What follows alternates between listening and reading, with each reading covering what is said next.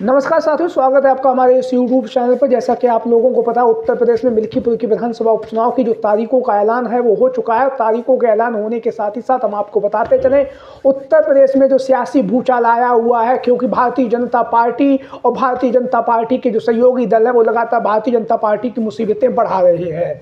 मिल्कीपुर की विधानसभा के उपचुनाव को जीतने के लिए भारतीय जनता पार्टी जो जमीनी स्तर पर कार्य कर रही है, लगातार हर संभव प्रयास कर रही है जिससे कि मिल्कीपुर की जो विधानसभा सीट है वहां पर कमल खिलाया जा सके।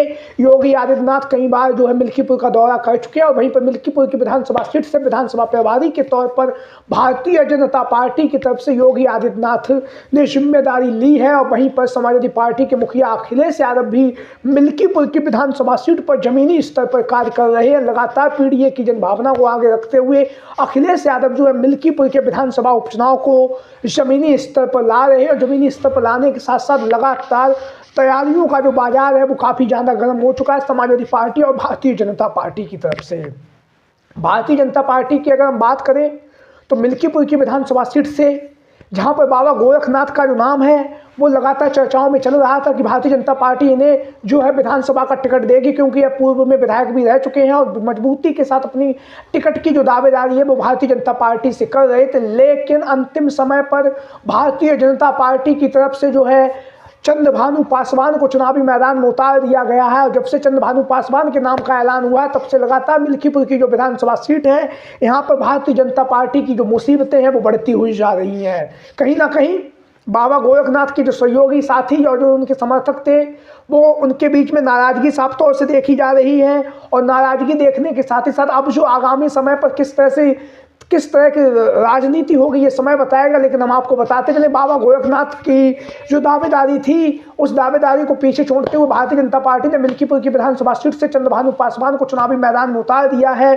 और लगातार अब जो है चंद्रभानु पासवान जो है जमीनी स्तर पर कार्य कर रहे हैं। लगातार भारतीय जनता पार्टी के नेताओं और कार्यकर्ताओं के साथ में मिलकर जो है मिल्कीपुर का विधानसभा उपचुनाव जीतने के लिए चंद्रभानु पासवान जमीनी स्तर पर कार्य कर रहे हैं। वहीं पर बाबा गोरखनाथ की नाराजगी की जो खबरें हैं वो भी लगातार राजनीतिक गलियारों में बनी हुई हैं। और इसी के साथ हम बात करेंगे जहाँ पर बाबा गोरखनाथ की नाराजगी की खबरें सामने चल रही हैं, क्योंकि सबसे मजबूत दावेदार जो थे वो मिल्कीपुर की विधानसभा सीट से थे बाबा गोरखनाथ। लेकिन बाबा गोरखनाथ को पीछे छोड़ते हुए भारतीय जनता पार्टी ने चंद्रभानु पासवान पर इस बार दाव लगाया। वहीं पर भारतीय जनता पार्टी अब जो है मिल्कीपुर के विधानसभा उपचुनाव के लिए जमीनी स्तर पर कार्य करने जा रही है। वहीं पर हम आपको बताते चले, जो भारतीय जनता पार्टी की जो मुसीबतें हैं वो अब बढ़ती हुई जा रही हैं, क्योंकि लगातार भारतीय जनता पार्टी में अपनी सरकार में जो मंत्री हैं वो लगातार भारतीय जनता पार्टी पर जो है आरोप लगा रहे हैं, चाहे जो है योगेश वर्मा हो या आपको पता है नंद किशोर गुर्जर हो। ये भारतीय जनता पार्टी के वर्तमान समय में विधायक हैं जो लगातार भारतीय जनता पार्टी के ऊपर आरोप लगा रहे हैं। और लगातार हम शुरुआत करेंगे लोनी जिले के जो लोनी जिले से जो भारतीय जनता पार्टी के विधायक है नंद किशोर गुर्जर से वीडियो की शुरुआत करेंगे। नंद किशोर गुर्जर लगातार भारतीय जनता पार्टी की सरकार में पुलिस अधिकारियों पर लगातार जो है व्यंग कस रहे हैं। वहीं पर उन्होंने गाजियाबाद की जो पुलिस है उस पुलिस के ऊपर लगातार विभिन्न आरोप भी लगाए हैं, जहां पर पुलिस पर भ्रष्टाचार को बढ़ावा देने, रिश्वत लेने, घूस लेने के जो आरोप है वो नंद किशोर गुर्जर के द्वारा लगाए गए हैं। उन्होंने सार्वजनिक मंच से कहा था कि गाजियाबाद की जो पुलिस है वो भ्रष्टाचार में लिप्त है, मंत्री की बातें नहीं सुनी जा रही हैं, मुख्यमंत्री की जो बातें हैं वो भी छोटे आला कमान के जो अधिकारी हैं वो नहीं सुन रहे हैं। उन्होंने आगे ये भी कहा था कि हमने बाबा जो योगी आदित्यनाथ जी हैं उनसे हमने मुलाकात भी की है, उन्होंने हमें आश्वासन भी दिया है कि हम गाजियाबाद में जो जिस तरह से भ्रष्टाचार हो रहा है वहाँ के जो अधिकारी हैं उन्हें हम हटा देंगे। लेकिन अभी तक जो है जब नंद किशोर गुर्जर ने ये बातें कही कि अभी तक कोई भी कार्रवाई नहीं हुई। लगातार गायों को काटने के नाम पर जो है भारतीय जनता पार्टी की सरकार में, हमारी सरकार में जो है पुलिस पैसे ले रही है, पुलिस लगातार भ्रष्टाचार को बढ़ावा दे रही है। तो नंद किशोर गुर्जर लगातार अपनी सरकार के खिलाफ बातें रख रहे हैं और लगातार पुलिस के आला कमान के साथ में जो है लगातार उनके आरोप जो है लगाए जा रहे हैं। इसी कड़ी में जो दूसरा जो नाम है वो है योगेश वर्मा, जिन्हें आप सभी लोग जानते हैं लखीमपुर के कांड में उनके ऊपर किस तरह से भारतीय जनता पार्टी के नेताओं ने जो है थप्पड़ बरसाए थे वो आप सभी लोगों ने देखा ही होगा। तो योगेश वर्मा ने इस बार की जो विधानसभा सत्र चला था जो शीतकालीन, उसमें न जाने का जो है ऐलान किया था। उन्होंने कहा था जब तक भारतीय जनता पार्टी जो है उन नेताओं के खिलाफ जिन्होंने मुझे थप्पड़ मारा है उनके खिलाफ सख्त से सख्त कार्रवाई नहीं करती तब तक मैं विधानसभा के किसी भी सत्र में नहीं जाऊंगा। तो योगेश वर्मा लगातार दलित समाज से आते, पीडीए के समाज का हिस्सा है। पीडीए के समाज के हिस्सा होने के साथ साथ जहां पर समाजवादी पार्टी मजबूती के साथ उनकी बात को आगे बढ़ा रही है, वहीं पर लगातार जो है योगेश वर्मा भारतीय जनता पार्टी में वर्तमान समय में जो है लखीमपुर से विधायक है, और विधायक होने के साथ साथ लगातार जो है वो न्याय की मांग जो है योगी आदित्यनाथ जी से की जा रही है। वहीं पर हम आपको बताते चले भारतीय जनता पार्टी की जो सहयोगी दल है, जिन्हें आप लोग जानते हैं अपना दल सोनेलाल, जिनके जो राष्ट्रीय अध्यक्ष वो है अनुप्रिया पटेल। तो अनुप्रिया पटेल की जो पार्टी है उस पार्टी को झटका लगता हुआ दिखाई दे रहा है। पूर्व सांसद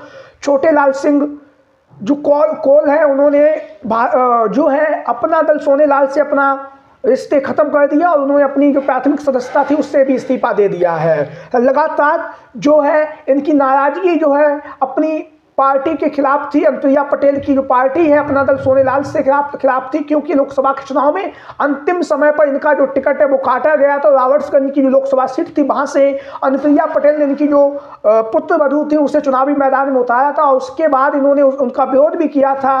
और विरोध करने के साथ साथ ये भी आरोप लगाए गए हैं कि जो है मिर्जापुर के आसपास की जो भी लोकसभा सीटें थी वहां पर जो है कोल ने अपना समर्थन जो है समाजवादी पार्टी को दिया। समाजवादी पार्टी के जो प्रत्याशी थे उन्हें के लिए चुनाव प्रचार भी किया। लोकसभा के चुनाव के बाद जो है लगातार जो है पार्टी की मीटिंगों से भी यह दूर रहे हैं, और वहीं पर उन्होंने ऐलान किया है कि कोल समाज के बिना जो है विकास नहीं हो सकता, और इन्होंने एक नई पार्टी बनाने का ऐलान भी कर दिया है जो विधानसभा चुनाव 2027 में जमीनी स्तर पर कार्य करेगी। और हम आपको बताते चले आगामी समय में पूर्व सांसद जो अपना दल सोनेलाल से रह चुके हैं पकौड़ी लाल कोल, वो समाजवादी पार्टी को भी अपना समर्थन दे सकते हैं। इस तरह की खबरें राजनीतिक गलियारों में चल रही हैं। लगातार उत्तर प्रदेश के विधानसभा चुनाव 2027 में होने जा रहा है, लेकिन विधानसभा 2027 से पहले ही जमीनी स्तर पर अखिलेश यादव जो है लगातार पीडीए की भावना को आगे बढ़ा रहे हैं,